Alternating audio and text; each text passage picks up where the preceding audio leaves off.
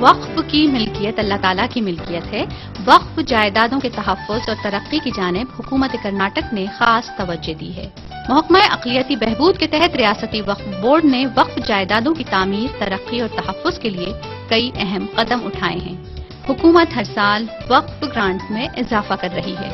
وقف عمارتوں کی مرمت، تزئین کاری، نئے شاپنگ کمپلیکس کی تعمیر، وقف اراضی کے سروے، اس طرح وقف املاک کے تحفظ اور ترقی کے لیے حکومت نے گزشتہ 3 سالوں میں 145 کروڑ سے زائد روپے کا گرانٹ منظور کیا ہے۔ اللہ کے راہ میں جو املاک ہے یہ صرف اور صرف اللہ کے نام پر ہونی چاہیے، کوئی اس کا مالک نہیں ہو سکتا۔